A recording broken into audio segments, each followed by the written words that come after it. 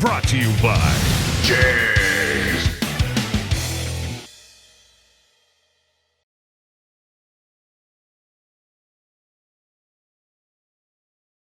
Hi, I'm Lisa Chissis. I'm the president and owner of Flex-a-lite, and I'm here to show you our new 2010-2011 Camaro kit fan radiator combination.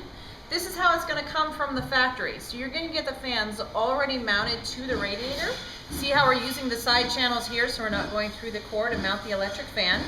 And we've included all the bracketry you'll need to complete the installation, as well as any connectors we'll need for the wiring.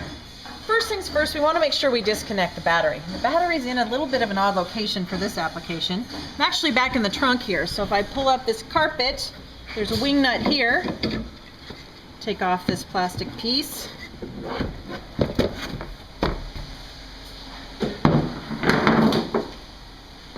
This comes out. Now we're to the battery.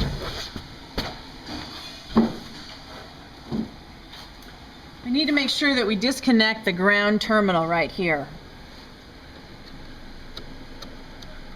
In order to get to the fan radiator system that's in here, I'm going to have to remove some of the other components. So I'm going to start with the oil fill cap here, so I can take off the cover for the engine block. This just snaps in. Once I've got it removed, I want to remove this air intake cover here. I'm going to start with detaching the hose here. I've loosened the screw here. I'm disconnecting the wiring over here. And then I've got a couple of clips on this side that were removed so I can take out the entire system.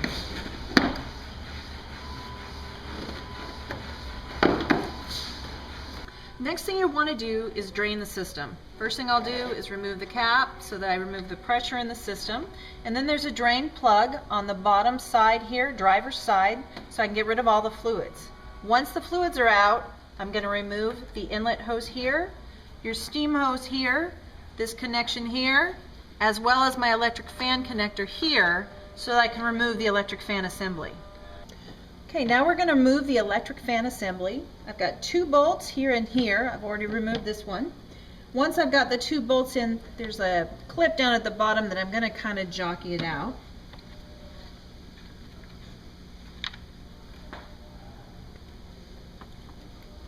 Kind of lift up on one side and then take out the entire fan assembly.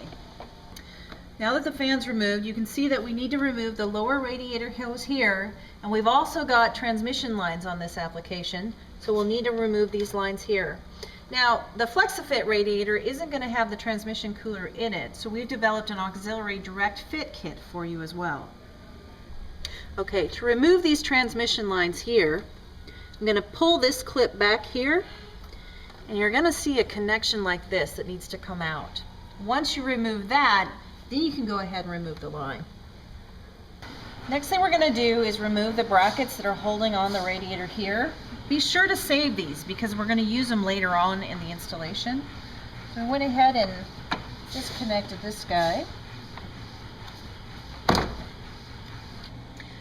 Now that we've got access to the bolts that are holding on the AC condenser, you can see I've removed one here. I'm going to remove this here, so then I can try to separate the AC condenser from the radiator. Once I've got the bolt removed, see how it's sitting down in here. It's actually sitting in some loops in the bottom of the radiator here. So in order to get it out, I'm going to lift it up.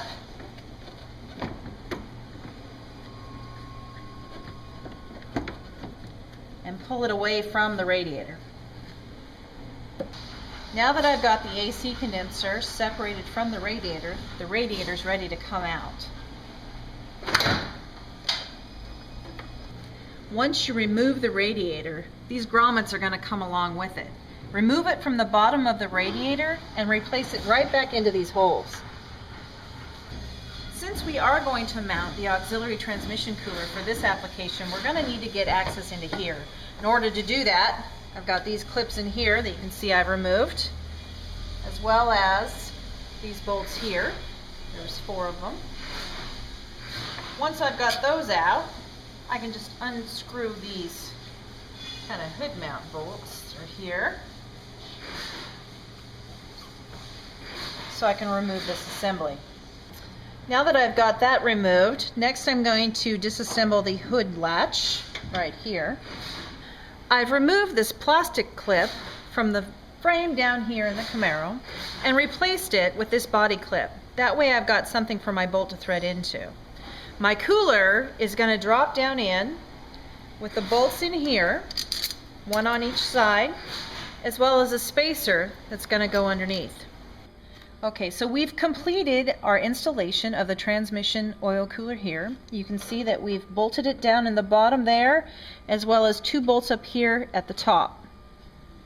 I've also removed the original transmission hose here, and you can see it's been replaced with the hose right here that was provided with your kit.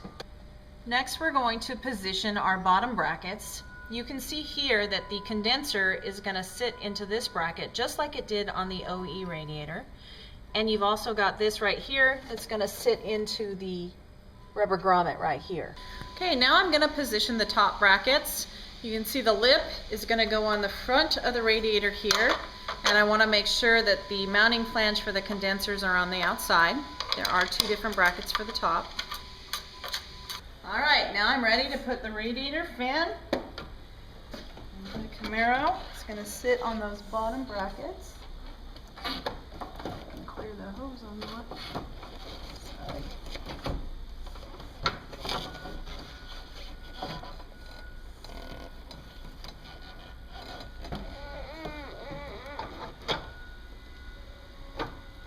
Now you want to reattach your AC condenser to the radiator using the top bracket here. You can see there's 1 bolt that we've already tightened up on this side.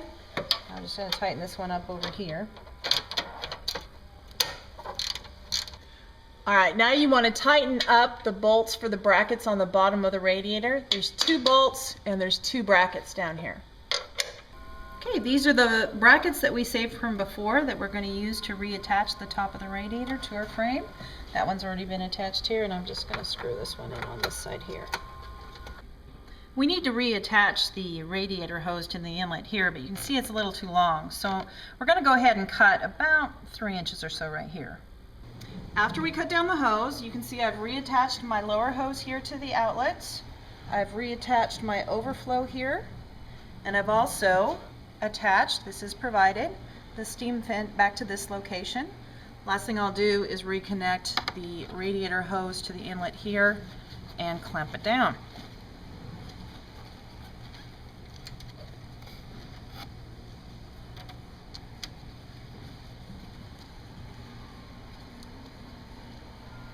Remember, we are going to reuse this connection here for our wires, but we do need some length. So use this as your reference points of where you're going to clip them. See, this one's going to go right here and right here.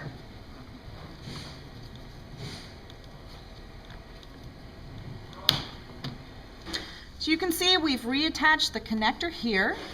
I've zip tied here, and then I've put on the butt connectors provided here. Make sure that you're doing a good connection. I shouldn't see this splayed out at all, and I should be able to tug on the butt connector without it coming off. I'm going to then reattach this to the black and red wires going to the motor here on both sides, and then I want to finish up by securing it to the shroud with some zip ties provided so that my wiring isn't going to be moving around. You can see we finished securing down our wires here. Now it's time to replenish the fluids in our system. Before you put the antifreeze back in, I do suggest you add a bottle of this Flex-a-chill. It's going to have some more protection for your system to stop from corrosion and scaling that can happen. Of course, you've got your radiator cap that was included in your kit.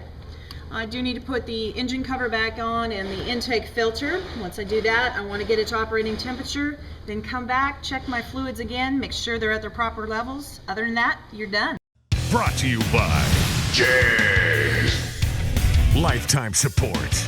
Complete customer satisfaction. Delivering performance since 1960. JEGS.com.